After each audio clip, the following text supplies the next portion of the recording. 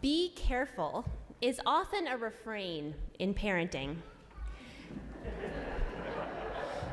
Kids are known for not quite realizing the risk of whatever they are engaged in at the moment.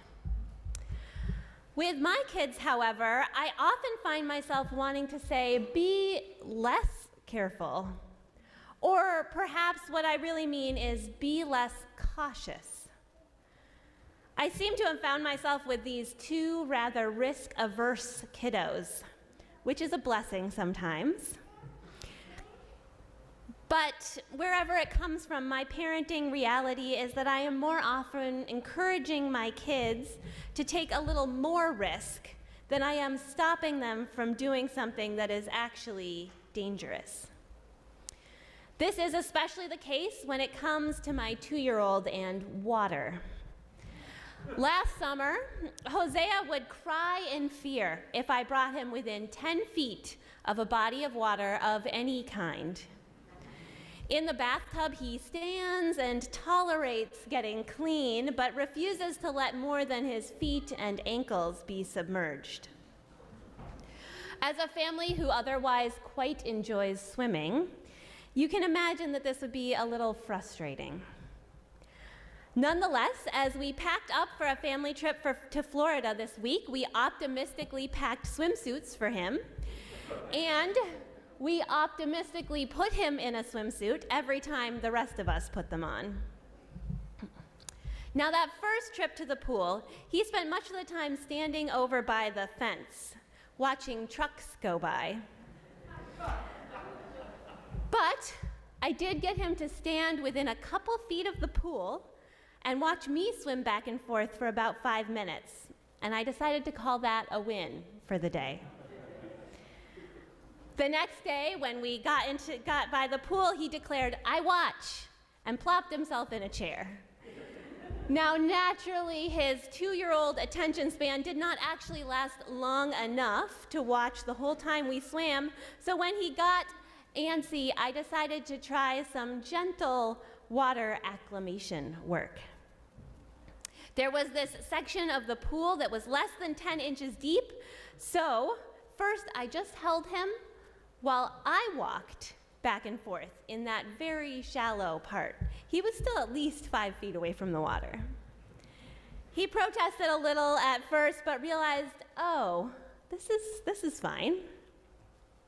Then I sat down on the edge of the pool with him on my lap and put my feet in the water. Again, a little protest, but also pretty quickly realized he was okay. Finally, I slid him off of my lap and put him right next to me on the side of the pool, with his little feet finally touching the water. He had a little moment of fear, but I put my arm around him and showed him how he could make the water splash. He thought that was pretty cool. And then I thought I splashed a little water farther up his leg, and he thought that was just so silly. Toes in the water was as far as he got that day, but the next day we worked our way little by little into the big pool.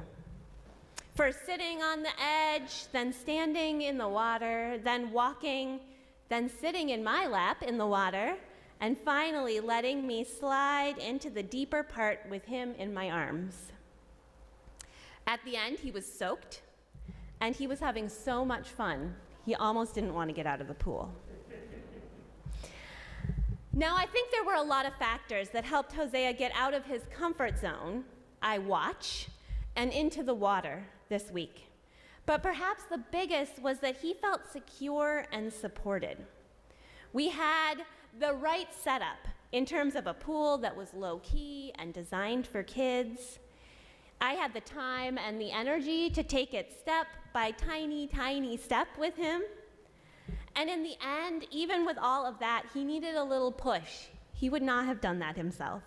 He needed a little extra encouragement to take each new step. It makes me think about the diagrams I've seen about how we do our best learning or growth. They usually start with a circle, sometimes over at the end, called the comfort zone. This is the place where you feel safe and in control. There's nothing wrong with the comfort zone, and it can be a really good place to hang out when life is hard in other ways. But that comfort zone is not where growth and learning happens. Nor does it happen when you are too overwhelmed, when you zoom too far out, go too far, too in over your head, so to speak. If I had just put a floaty on Hosea and thrown him in the water, he may never have set foot in a pool again. That's what we call the danger zone, or the panic zone in this model. Now, right in between the comfort zone and the danger zone is where you find the learning or growth zone. It's that sweet spot of finding the balance between what you know and that unknown. It is not comfortable. You have to put yourself out there, take a risk or two or three, but it's also not past what you can really handle. That was the sweet spot I think I found with Hosea this week. Just enough risk, just enough discomfort, just enough vulnerability for real growth and learning to occur. As Unitarian Universalists who are committed to growth and learning throughout our lifetimes, this is our sweet spot too. Sometimes we will still need to be in that comfort zone. It's important to know where that is. Sometimes life is too much and we just need to be held by our church community. But often what we need our church community to do is be that loving support as we go outside our comfort zone. Perhaps even to push us a little, and certainly to go with us as we move out of that comfort zone. To hold our hand and remind us in the midst of the vulnerability of risk that we are loved. My experience has been that this particular congregation does this pretty well, the supporting part, at least. I have heard leaders in this congregation name how this community has been a place where they felt like they could take risks and try something new. We've got high standards here, but we've also got forgiveness and grace, an understanding that we make mistakes, and a commitment to trying again, to learning together from those mistakes. A few weeks ago, we had one of those Sundays when the tech gods were just not on our side. First, it was a Zoom connection, then it was a camera. I think that those of you here in the sanctuary were totally unaware, but the folks online had nothing for a while and then spent most of the service with just an audio feed. And our tech folks in the balcony were working so hard to get those of you on Zoom back online. And instead of filling up with complaints or grumbles, instead of just crankily signing off, our Zoom congregation was so full of support and problem solving. When I sent a message that we were working on getting things back up and running, the replies were, "We know you are," and gratitude for our efforts. One person posted the link to our other audio live stream that was still up and sent folks over there to listen while we were working on the Zoom. And I know people went over because they started talking about what was happening in the service. I usually watch the chat during the service, and I was just so heartened by the positive, supportive way that folks responded. This is the kind of environment that is perfect for taking risks, for moving out of that comfort zone, for learning and growth. It can still be scary, it can still feel vulnerable, but we can so much more easily be all in the way Brené Brown wrote about in our Words for Reflection, when we know that we're surrounded by that support and care, when we know that we'll be met with grace and understanding. It was the same kind of environment I tried to create for Hosea in the pool this week. Loving, encouraging, cheering on every good effort, even when he didn't go quite as far as I would have liked. It was the same kind of environment that the sculptor in our story today tried to create for the kid. a space where it is not the success or the failure that is celebrated, but the simple act of trying and trying and trying again. There will always be vulnerability in taking a risk, in trying something new, in doing things differently, but that vulnerability somehow seems a little less scary when we have people by our side, when we are taking that risk in an environment of caring and love. What the sculptor said in our story today is so true. When we make it safe to fail, we make it safe to succeed. And the fact is that if we do not try something, there is no chance at all that we can succeed. Today, in just a little over an hour, we are having a congregational meeting to vote on taking a big risk together. We will be voting on launching an ambitious capital campaign to make some major changes to our building that will allow us to better live into who we want to be. This is unknown territory for the vast majority of us here. This congregation has not run a large-scale capital campaign like this in living memory, and we haven't made changes of this scale to our building since the 1950s.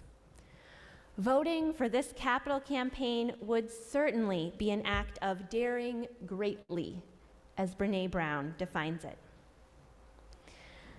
And I will be the first to admit that it all feels a little scary, right? It's definitely not in our comfort zone. Changing this space that we love feels uncomfortable.